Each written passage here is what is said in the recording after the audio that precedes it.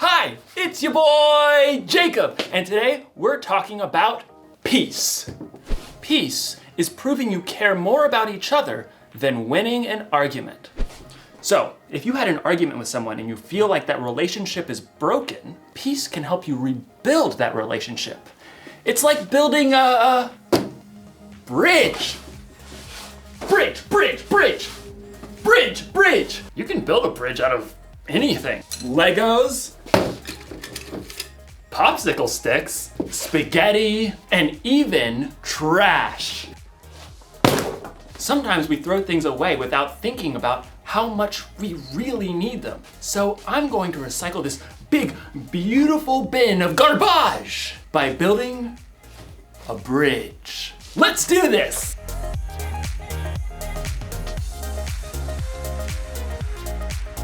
It's alive! Now we just need some glue. Glue. Oh! Glue stick. That should work, right? Everything you build needs the right kind of glue to hold it all together. Without the right kind of glue, everything can kind of fall apart. Now, ladies and gentlemen, I present to you the Recycle Bridge!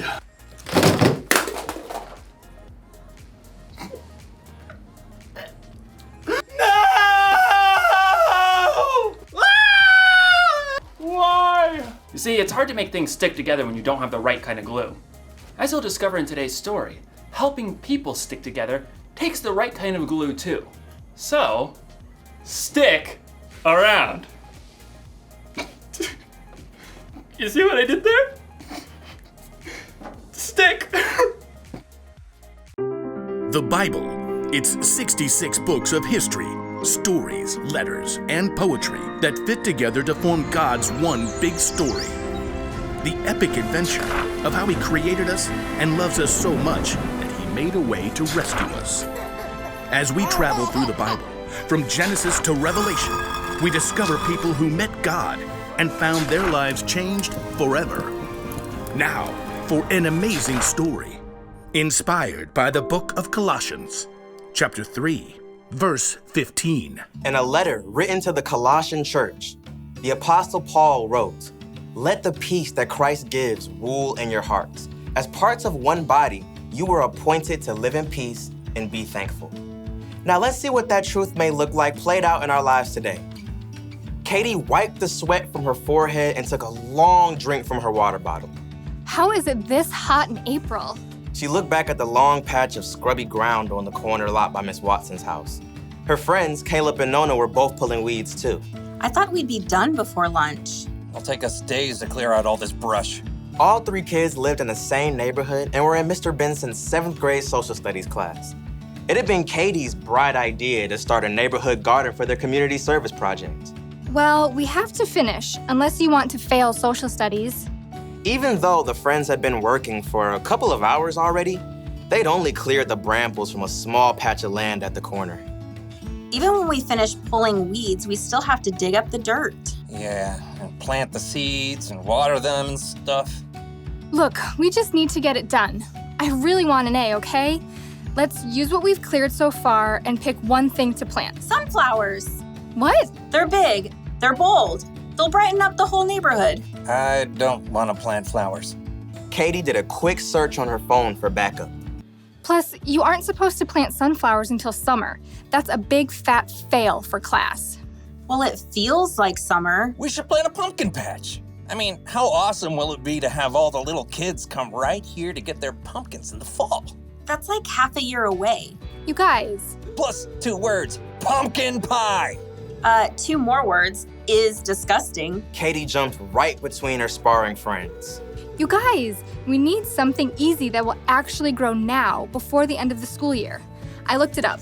She held up her phone and showed them a picture of small flowers with viney green stalks. What are those even? You have got to be kidding me. Katie checked her screen again. Petunias. We can plant them right here by the stop sign. They grow super fast, we'll get a good pick for class, and then we're done. I thought the whole point of this was to help people. Petunias are nice. This is ridiculous. Something that small will just get overrun by all the weeds we haven't pulled. You got a better idea? Yeah, sunflowers. You know, something big and beautiful. Or pumpkins. Katie ripped off her gardening gloves and hurled them into the dirt. Fine.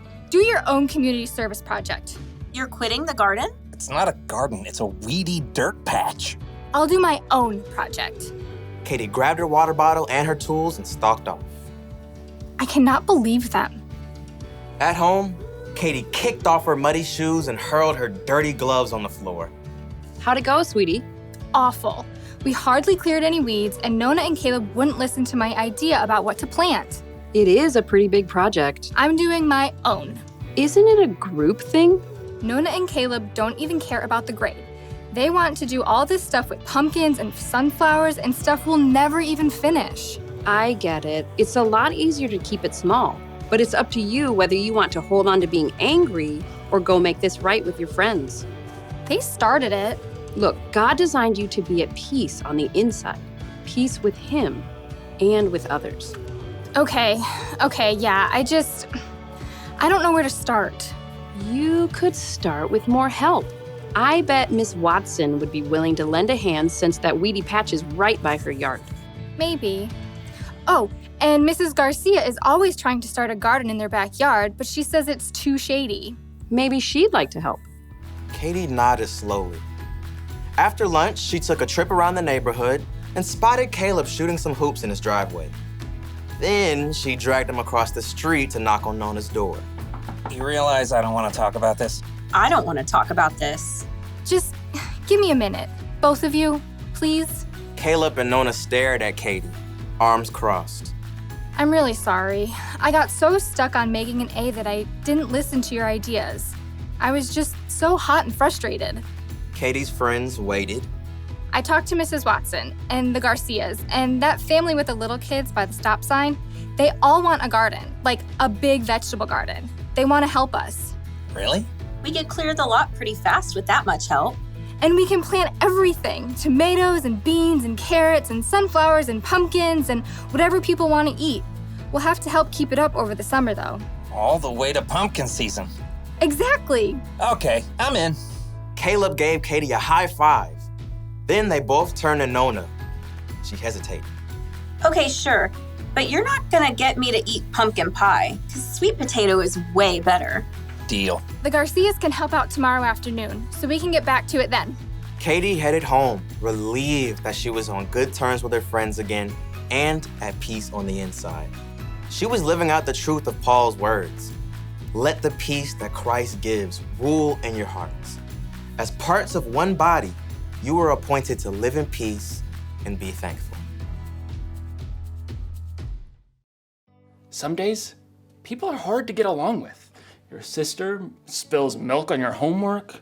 Your mom packs your lunch with that weird kind of bread you keep telling her you don't like. You have an argument with your friend over your group project. You just want to yell at everybody. But the Apostle Paul reminds us in his letter to the Colossians, let the peace that Christ gives rule in your hearts. As parts of one body, you were appointed to live in peace. Do you hear that?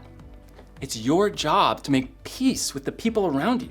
It's one of the things that you were made for, but you don't have to do it alone.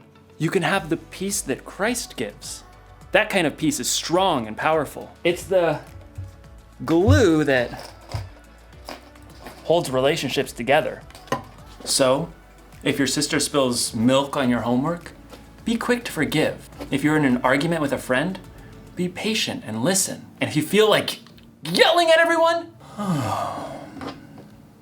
count to 10, or yell into a pillow. Or better yet, ask God to give you peace. Don't throw away a relationship without thinking. Peace is more important than being right. Here's the one thing to remember today. We can make peace with others. Think about who you need to make peace with today. Ask someone you trust for ideas on how to take the first step. You'll probably need a little creativity, and you'll definitely need the right kind of glue. Super glue. This ought to do the trick. When you see me next, I'll have a bridge that will truly last. Well, I'll see you next time.